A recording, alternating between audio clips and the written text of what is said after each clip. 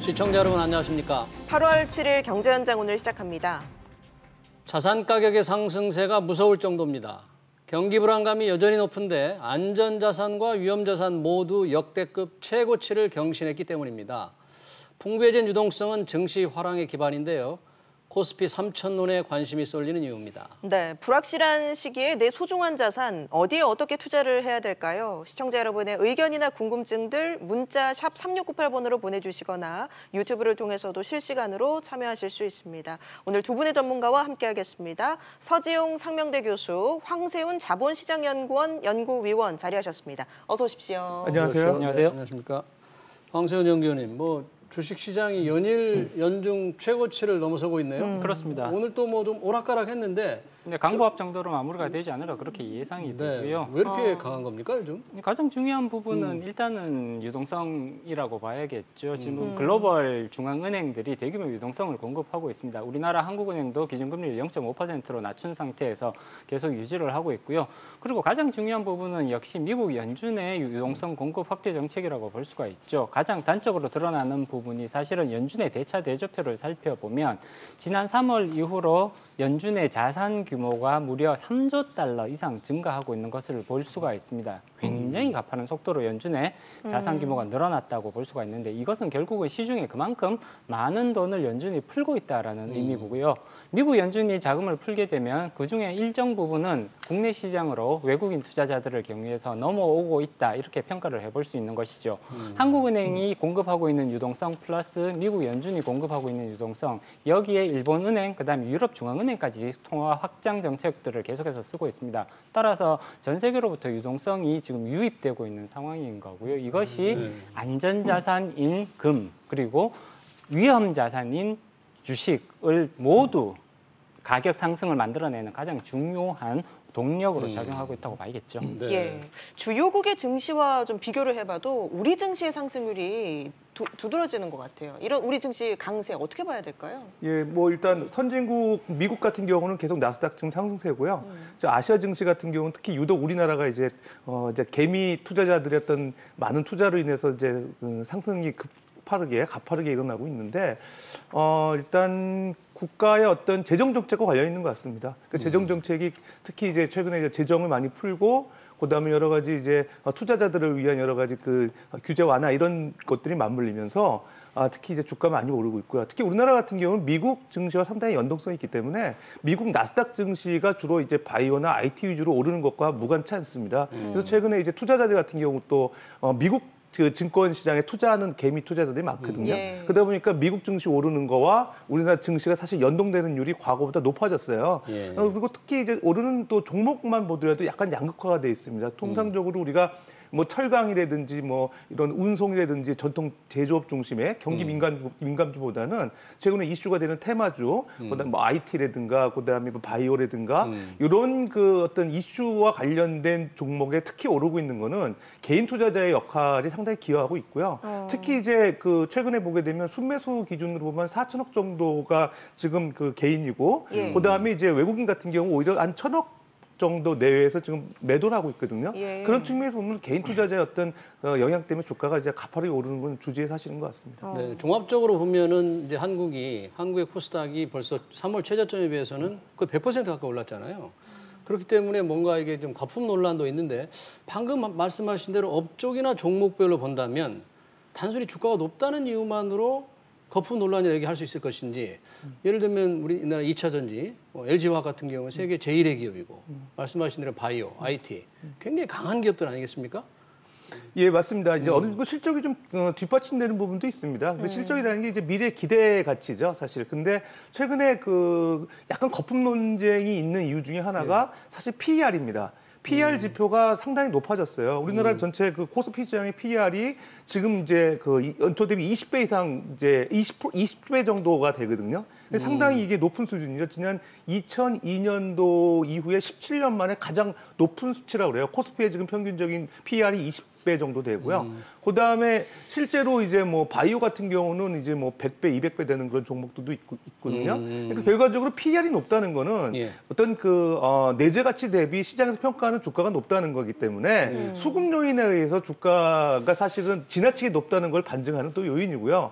뭐 그럼에도 불구하고 이제 투자자들이 미래 가치를 높게 보기 때문에 당연히 이제 수요가 많이 몰리는 거는 이제 주지의 사실인데 그럼에도 어떤 실적이 구체화되지 않은 상황에서 단순하게 미래 가치 어떤 특정 종목에 베팅하는 거는 사실 조금 고평가의 논란이 있는 것 같습니다.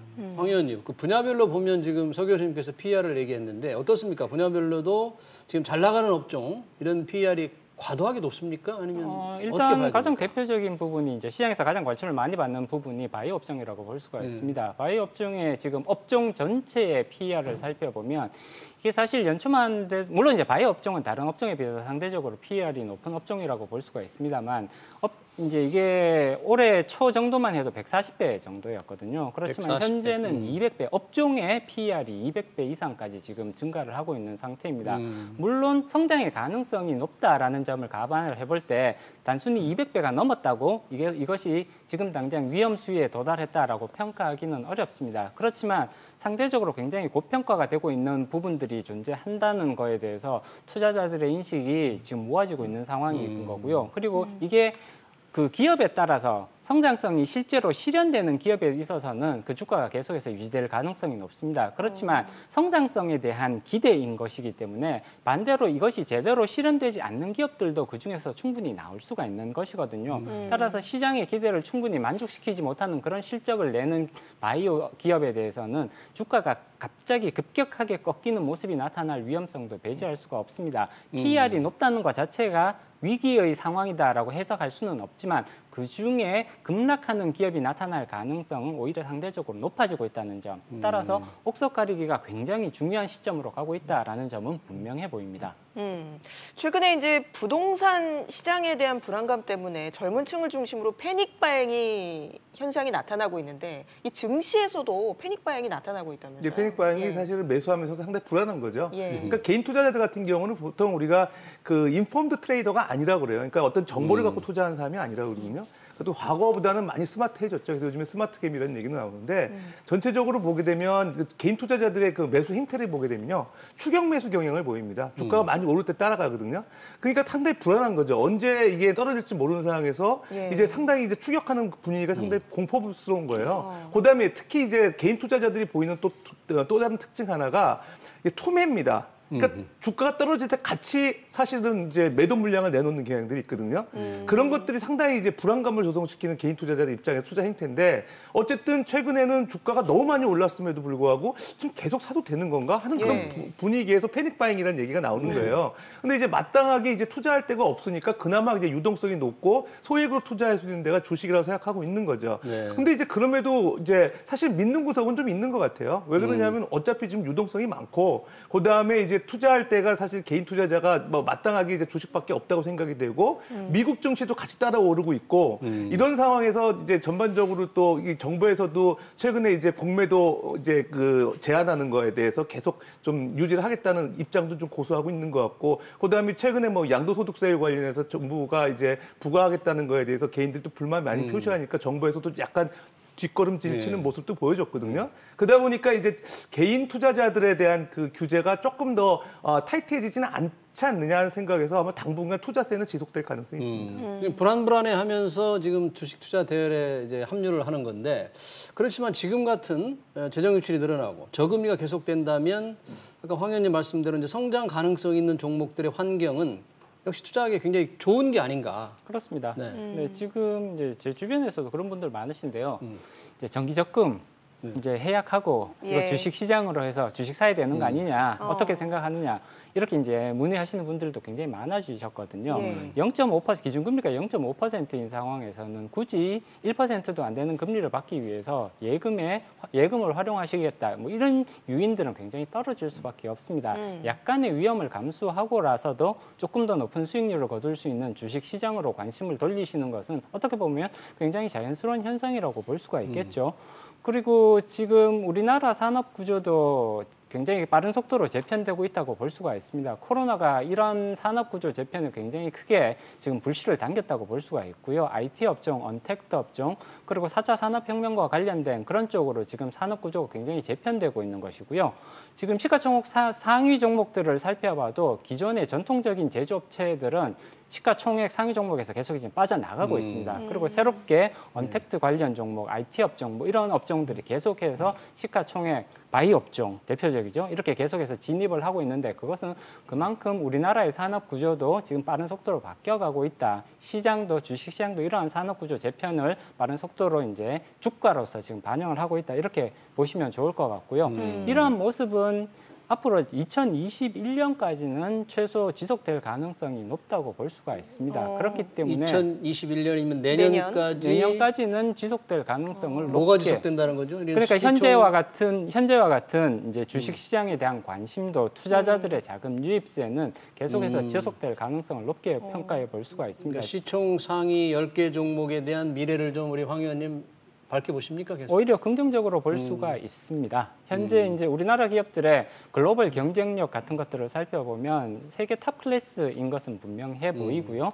그리고 지금 최근 들어서 이제 뭐 삼성전자는 말할 것도 없죠. 바이오 기업들, 그다음에 2차 전지와 관련된 그런 기업들의 글로벌 경쟁력들은 탑 클래스 수준인 것은 분명해 보입니다. 다만 이제 한 가지 조금 우려스러운 부분이 있기는 이제 네. 지적해 보자면 잘 나가는 기업들과 반대로 조금 소외받는 기업들 간의 이 양극화가 굉장히 뚜렷해지고 있다라는 점이죠. 우리나라 주식 시장에서도 스포트라이트를 받는 상위 기업들, 상위 20개 내지는 30개 정도의 기업들은 굉장히 크게 시장에 관심을 받고 투자자들의 자금 유입세도 계속해서 뚜렷하게 이루어지고 있는 반면에 하단에 있는 소외받는 종목들은 거의 외면을 받고 있는 이런 모습들. 물론 이제 일시적으로 잠깐 주가가 반등하는 모습들을 보이고는 있습니다만 트렌드상으로 봤을 때 이 시총 상위 종목과 하위 종목들 간의 양극화 현상은 갈수록 확대될 가능성 이런 우려들이 제기가 되고 있습니다. 지금 관심을 받는 종목의 개인 투자자들이 계속 새로 올라타거나 머물러야 된다고 보십니까? 교수님? 지금 사실 개인 투자자 같은 경우는 테마주 위주로 공략을 하고 있는 거죠. 그러니까 어떤 그 기관이나 외국인들이 포트폴리오 투자를 해가지고 사실 포트폴리오가 연초에 한번 형성이 되면 잘 변경이 안 돼요. 그러니까 업그레이딩이나 리밸런싱을 하긴 하지만은 큰 변동은 없거든요. 그러니까 어떤 투자 전략을 가지고 운영하는 데 반해서 개인 투자자들은 그때그때 이제 이슈가 되는 테마주 위주로 이제 단기 차익 그 실현을 하는 거죠. 특히 이제 7월 말에 보게 되면 이례적으로 이제 투자자들이 단 차익 실현하는 모습도 보였거든요. 과거에는 그냥 어떻게 보면 손절매 위주였을 때 매도 물량이 많이 나왔는데 7월 말에 1조 규모의 그 매도 대금이 이제 시장에서 나왔는데 그게 개인 투자자였다는 거예요. 그만큼 차익 실현도 하는 어떤 테크닉도 많이 이제 구비하고 있는 것 같아요. 그러다 보니까 이제 스마트 게임이라는 얘기도 많이 나오고 있고 최근에 5월부터 이제 박스권 장세가 지속되다 보니까 이제 그 변동성이 심하거든요. 그런 상황에서 조금 이제 관심 있는 종목 몇 가지를 보고서 높게 형성이 됐다 그러면 샀다가 앞으로 좀 오르는 것 같다면 샀다가 다시 이제 차익 실현하고 그런 좀 전략적인 모습도 보여주고 있기 때문에 개인 투자자들의 어떤 그 기민한 움직임은 과거와는 좀 다르기 때문에 뭐 어차피 지금 갈아타야 되느냐는 개미 투자자들이 훨씬 잘 알고 있을 것 같고요. 그다음에 기관들 같은 경우는 오히려 이제 민첩성에서는 개인들보다 떨어지는 상황인 것 같아요. 그런 측면에서 연말까지는 오히려 갈아타기보다는 상당 부분 이제 눈치를 보다가 이제 어떤 특정 종목의 업종의 어떤 부진이 예상이 될 때 개인들이 이제 좀 차익 실현을 통해서 나오지 않을까 생각도 듭니다. 요즘에 이제 해외 증시로 눈을 돌리는 분들도 많은데 뭐 가장 핫하다는 테슬라 같은 경우 이미 너무 오를 대로 올라서 지금 진입하기엔 늦었나 이렇게 망설이는 분들도 많은 것 같거든요. 예, 그런 분들 때문에 이제 또 투자 기회를 놓치는 분도 많이 있는 것 아니 같은데요. 해외 투자 규모 자체가 국내 주식보다 많다는 게 저는 깜짝 놀랐어요. 예, 그렇습니다. 7월에? 이제 앞으로 더 그럴 가능성이 있죠. 왜 그러냐, 우리나라 주식하고 보통 같이 하시거든요. 왜 그러냐면 미국 주식 상황을 보면서 우리나라 이제 다음 날에 우리나라 시황을 예측할 수 있거든요. 그러니까 우리 보통 오후 되면 이제 미국 장이 개장이 되고 상황을 보면서 내일 우리나라 시장도 이제 예측해 볼 수 있기 때문에 보통 같이 하시는 분들이 많고요. 그다음에 향후에 우리나라 이제 뭐 이제 소액 투자자들한테도 양도소득세 부과한다고 하니 오히려 미국 투자하는 그런 주식 투자하는 분들이 더 많아질 가능성도 있습니다. 그럼 뭐 그런 상황일 경우에 보통 수익률 간에 어떤 그 연동하는 그 그 정도 강해질 가능성이 있고요. 네. 그래서 개인 투자자들 같은 경우는 뭐 미국 주식하는 게 이제 국부 유출이고 해외로 많이 이제 이탈하는 거 아니냐 이렇게 부정적 시각도 보이는 것 같은데요. 오히려 저는 이제 투자자들이 좀 더 그 글로벌 시장을 잘 이해하고 스마트하게 이제 그 주식을 운용하는 하나의 그 좋은 또 순기능도 있다 이렇게 생각을 합니다. 네, 황 의원님. 그런데 국내 주식도 사실 고르기가 굉장히 어렵잖아요. 네네. 근데 뭐 미국 주식 아무리 스마트한 개미라고 하지만 좋은 주식을 이렇게 고르는 게 쉽습니까? 어떻습니까? 어떻게 투자를 합니까? 네, 상대적으로 미국 주식을 고르기가 상대적으로 더 어렵다고 평가해 볼 수가 있습니다. 국내 투자와 해외 투자를 비교를 해봤을 때 해외 투자는 추가적인 위험이 두 가지가 더 있거든요. 예. 첫 번째 위험은 당연히 환 리스크, 외환 위험입니다. 네. 단순히 국내에서는 그냥 주가 변동에 대해서만 신경을 쓰면 되는데 예를 들어 미국에서 투자를 할 때는 미국 주식의 주가 변동에 환율 변동까지 신경을 써야 되는 부분이거든요. 아무리 주가 변동에서 그 양도소득이 발생했다고 하더라도 만약에 환율이 갑작스럽게 높아져 버리면 그러면 환차 손이 발생할 수밖에 네. 없는 거기 때문에 여기서 추가적인 위험이 발생하는 거고요. 두 번째 위험은 기업에 대한 정보를 얻기가 상대적으로 더 네. 어렵다는 거죠. 물론 글로벌 대형 기업, 예를 들자면 아마존이나 구글, 마이크로소프트 같은 그런 대형 기업이라면 국내에서도 정보를 구하기가 상대적으로 용이한 측면들이 있습니다. 그렇지만 상대적으로 기업 사이즈가 떨어지는, 작아지는, 특히 나스닥 종목 쪽으로 가면 작은 사이즈의 기업들도 많거든요. 네. 이렇게 되면 기업 정보를 구하는 것이 상대적으로 훨씬 더 어렵게 됩니다. 그리고 당연히 영문으로 된 이제 기업 분석 보고서를 접하게 될 수밖에 없고요. 회계 용어 같은 경우도 우리나라와 반드시 이게 호환이 되지는 않거든요. 그렇기 때문에 기업 정보를 분석하거나 혹은 거기에 의미를 정확히 파악하는 데 있어서 더 많은 비용이 소요되는 것이 일반적이죠. 따라서 비용 측면에서 위험 측면에서 외국에 대한 투자는 상대적으로 더 높은 비용과 위험성을 수반하고 있는 것은 분명해 보입니다. 이 두 가지 사실에 대해서 이해하실 필요가 있죠. 예. 뭐 황 실장님께서 좋은 얘기 해주셨는데 제가 그 소위 말해서 해외 투자했을 때 수익률은 기대 수익률은 그렇게 높지 못할 것 같습니다. 왜 왜 그러냐면요. 그러죠? 보통 외국인들이 그 외국 시장에 투자할 때 그 예. 시장의 업종 대표주 위주로 투자를 하거든요. 그 이제 우리가 그 투자론에서 얘기할 때 홈바이어스 하이퍼시스라고도 하거든요. 그러니까 그 시장에서 가장 도메스틱 마켓에서 대표 업종들 우리나라 따지면 뭐 삼성전자, 뭐 현대차, 그다음에 포스코 이런 그 업종 시가총액 상위 종목 투자하듯이 예. 우리나라도 해외 시장을 잘 모르기 때문에 예. 뭐 지금 핫한 시가총액 상위 종목 위주로만 투자를 하거든요. 예. 그런 입장에서 이미 PR이 많이 올라간 상황이고요. 기대 수익률이 높은 상황, 투자 그 가격이 높은 상황에서 매수를 하기 때문에 투자 수익률이 보통 이렇게 높진 않죠. 그러니까 보통 우리가 PER이 낮은 주식 또는 PBR이 낮은 주식을 투자해야 투자 수익률을 올릴 수 있다는 얘기를 하거든요. 예. 그런 측면에서 미국 주식들은 이제 PER이 너무 높기 때문에 사실 기대 수익률을 많이 높이는 건 상당히 좀 적절하지 않다고 생각이 됩니다. 근데 외국 주식은 저희가 주로 미국 시장에 투자를 하잖아요. 근데 최근 들어서는 규모로는 비록 미국보다는 작지만 중국 투자가 급속히 늘어나고 있다면서요. 예, 그렇습니다. 네. 이제 중국도 최근에 이제 경기가 좀 개선되고 있죠. 특히 이제 7월 달에 PMI 지수가 역대 최고로 이제 나타나고 있고요.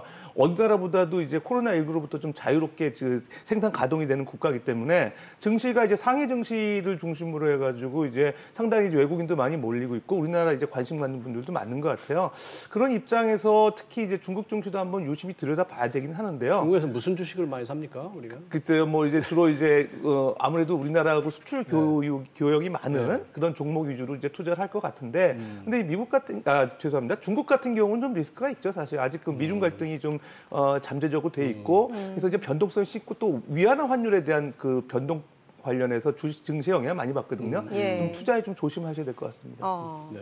이제 증시뿐만 아니라 안전자산, 대표적인 안전자산으로 꼽히는 금에도 많은 투자가 몰리고 있는데 금값이요. 지금 오늘 같은 경우 얼마인가요? 온스당 2,070달러에 바짝 다가서면서 좀 거침없는 신기록 행진을 계속 이어가고 있는 것 그렇습니다. 같아요. 예. 지금 시장에서 이제 나타나는 굉장히 특이한 현상 중에 하나는 위험 자산인 증시, 그다음에 안전자산인 금 가격이 동시에 상승하고 있다는 거죠. 보통 일반적으로 경기 사이클을 살펴보면 경기 하강기, 그러니까 위험성이 높아지는 시기에 금값이 상승을 하게 되고요. 반대로 경기 상승기에는 이제 금값은 상대적으로 정체, 그다음에 주식 가격은 올라가는 이런 모습들을 보이고 있는데 지금은 그거랑 상관없이 금 가격과 주식 가격이 동시에 동반 상승하는 모습들을 보이고 있습니다. 가장 중요한 원인은 당연히 이런 현상을 동시에 설명할 수 있는 원인은 유동성 증가라고 볼 수가 있는 거거든요. 경기에 대한 우려, 물론 이런 것들이 시장 가격에 반영이 됩니다만 이러한 경기에 대한 우려를 압도하는 것이 이제 유동성 증가의 힘이라고 볼 수가 있습니다. 네. 따라서 유동성 장세가 계속되고 있기 때문에 주식 가격 상승 플러스 금 가격 상승이 동시에 이루어지고 있다라고 볼 수가 있습니다. 따라서 향후에도 지금 글로벌 중앙은행들의 유동성 공급 확대 정책은 적어도 2022년까지는 계속될 것으로 예상이 되고 있습니다. 유동성 확대가 계속될 유동성 확대 것 같다. 정책을 계속 유지하겠다라는 것이 현재까지 글로벌 중앙은행들의 기본적인 스탠스거든요. 따라서 이러한 유동성 확대 정책들을 감안을 한다면 금 가격의 상승은 당분간 지속될 수밖에 없다. 최소한 올해 연말까지는 계속해서 금 가격의 상승은 이어질 가능성들이 높다고 볼 수가 있는 것이고요. 네. 금은 더더군다나 인플레이션에 대한, 그러니까 물가 상승에 대한 가장 효과적인 대응 수단이 되기도 하거든요.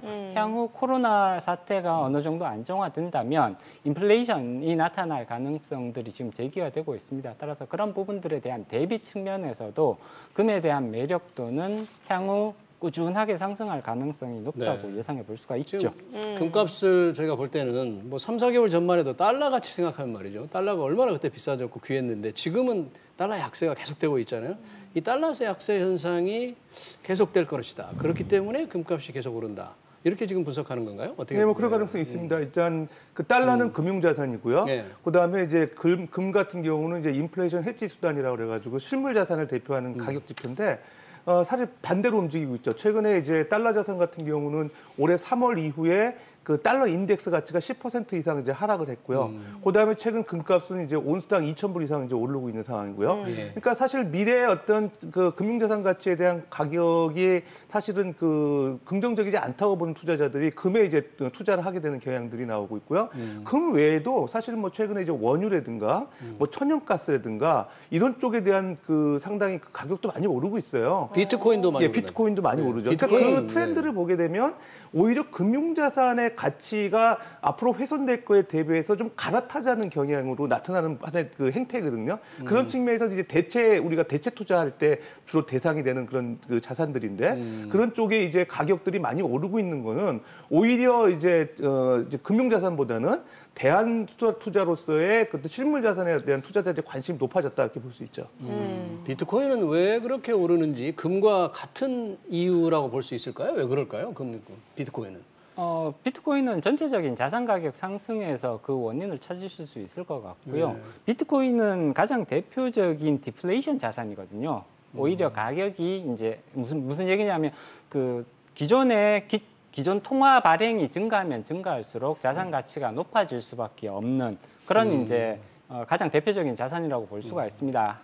머지않아 비트코인의 공급량은 이제 정체 상태로 가게 될 것이다라고 지금 보고 있기 때문에 공급이 한정되니까 한정된 공급이지만 오히려 지금 전체적인 통화량 공급은 계속해서 증가 추세에 있거든요. 한정된 자산에 대해서 통화량 공급이 늘어나게 될 때는 결국은 해당 자산의 가격 상승은 불가피한 측면들이 있게 마련인 거죠. 따라서 그런 측면에서 이해해 주실 필요성이 있을 것 같습니다. 네. 금이나 비트코인 같은 게 말씀하신 대로 이제 공급은 좀 제한돼 있고 달러 가치 약세 때문에 오르는데 이렇게 마냥 오를 수 있는 건 아니잖아요. 지금 실물 경제가 뭐 거의 바닥에서 지금 헤어나질 못하고 있는데 뭐 언제까지 이렇게 자산 가격이 계속 오를 수 있을지. 그 이제 특히 이제 위험 자산은 많이 오르고 있고 그다음에 이제 최근에도 이제 안전 자산도 사실은 같이 따라오는 경향들이 나오거든요. 특히 이제 최근에 이제 미국 국채 금리가 이제 0.5%로 이례적으로 낮고요. 그러니까 그거 반대로 얘기하면 국채 가격이 많이 올랐다는 거잖아요. 그러니까 그만큼 이제 사실 돈이 많다는 거예요. 시중에 풀려가지고 주식 투자하는 분도 있고 그다음에 채권 투자하는 분도 있고 좀 더 여유가 있는 분은 대안 투자도 하고 이렇게 겉에 보면 유동성 장세가 지속되는 거죠. 근데 저 전체적으로 봤을 때는 이제 오히려 그런 그 지금 같이 움직이는 방향성이 깨질 가능성이 있어 보입니다. 예를 들면 지금 주가가 너무 많이 올라서 일시적으로 만약에 떨어질 거라고 봤을 때 당장 이제 뭐 주식 투자했던 사람들이 주식을 빼가지고 오히려 이제 뭐 다른 이제 그 안전자산 쪽에 투자할 가능성이 있다고 하면 오히려 위험자산하고 안전자산하고 괴리 현상이 좀 더 이제 나타날 가능성도 있어요. 근데 어느 게 먼저 나타날 거냐고 예상하기는 어렵지만 제가 볼 때 이제 주식 자산을 아무래도 이제 변동성이 심고 오래 보유할 가능성이 낮다는 측면에서 보면 오히려 주가가 떨어지고 안전자산 쪽의 가치가 올라가는 그런 현상이 조금 더 빨리 나타나지 않을까 생각됩니다. 그럼 혹시 서 교수님은 이 코스피의 지속적인 상승세가 좀 곧 정점에 달할 거로 이렇게 보시고. 글쎄요, 연말까지는 갈 것 같습니다. 왜 그러냐면 일단 코로나19 사태가 계속되고 있는 한 어쨌든 정부가 지금 투자하고 있는, 정부가 이제 풀고 있는 재정 정책의 스탠스가 계속 유지가 될 거고 기존의 유동성을 어떤 그 회수하려고 하는 움직임은 나타나지 않을 거거든요. 그렇다고 그러면 계속적으로 시중에 유동성 강세가 공급되면서 또 계속적으로 주식시장은 이제 화랑이 될 것 같고요. 다만 이제 올해 연말을 어떤 기점으로 해가지고 내년도부터 어떤 좀 변곡점이 나타날 가능성은 조심스럽게 예측이 됩니다. 일단 뭐 기관 투자자들 같은 경우 새롭게 이제 또 포트폴리오 투자 전략을 짤 때 그때 또 이제 새로운 변화가 나타날 수 있고 그다음에 내년에 또 개인 투자자들을 위한 여러 가지 뭐 증권 세율이라든가 양도세율 이런 것들이 또 이제 새롭게 이제 발효가 되고 최근에 또 이슈가 되는 이제 공매도 제한 조치 같은 게 또 어떤 변화가 있을지 모르기 때문에 그런 상황이 영향을 받는다 그러면 내년부터는 좀 변화가 있을 수 있겠지만 당분간 올해까지는 좀 큰 변화를 기대하기는 어렵지 않을까 생각이 듭니다. 위원님께서 이제 앞서서 내년까지 증시 강세가 이어질 것으로 전망을 하셨는데 혹시 뭐 변수는 없습니까? 일단 가장 중요한 변수라고 하면 이제 미국과 중국 간의 이제 무역 분쟁 내지는 경제 분쟁이라고 볼 수가 있습니다. 두 가지 정도. 이것 이외에도 이제 만약에 코로나19의 제2 웨이브, 그러니까 2차 확산 사태가 발생을 하게 된다면 당연히 이것은 증시에 큰 부담 요소로 작용할 가능성이 높죠. 둘 중에 어느 것이 더 중요한 사안이라고 평가를 해볼 수 있냐면 전 개인적으로 봤을 때는 미국과 중국 간의 갈등 관계가 가장 중요한 변수가 될 가능성이 높다라고 볼 수가 있습니다. 다만 이러한 갈등 관계가 전면전으로 이어질 가능성, 물론 이제 경제 전면전을 얘기하는 거죠. 예. 경제 전면전으로 이어질 가능성이 어느 정도 될 것이냐를 예상을 해본다면 그 갈등 관계가 전면전으로 가는 것은 최소한 올해 안에 발생할 것 같지는 않다라고 예상해 볼 수가 있습니다. 트럼프 대통령과 민주당은 현재 12월 달에 대선을 앞두고 있습니다. 이런 대선을 앞두고 있는 상태에서 중국과의 갈등 관계를 전면전 양상으로 끌고 가게 되면 굉장히 민주당과 공화당에 공통적으로 부담스러운 상황이 될 수밖에 없는 것이거든요. 그렇기 때문에 트럼프 대통령이 이것을 전면전으로 끌고 갈 유의는 저는 상대적으로 낮아 보인다. 만약에 전면전으로 끌고 간다고 하면 올해가 아니라 대선이 확실하게 마무리가 된 내년 정도는 되어야 이것이 전면전의 형태로 발전할 가능성들이 있다라고 보는 거죠. 그렇기 때문에 올해 안에 이것이 전면전으로 갈 가능성은 상대적으로 제한적인 수준이다라고 예상을 하고 있고요. 그리고 두 번째 변수는 역시 코로나19의 제2 확산 사태라고 볼 수가 있습니다. 예. 물론 제2 확산 사태가 지금 이제 의학계 내지는 이제 이런 이제 과학계 쪽에서 나오는 예상들을 살펴보면 제2 확산이 올 가능성을 상당히 지금 높게 예상들을 하고 있는 것 같아요. 그렇지만 제2 확산 사태가 오더라도 그 충격이 우리가 처음 코로나19 사태를 경험했을 때랑은 분명히 굉장히 크게 다르게 나타날 가능성이 높다고 볼 수가 있습니다.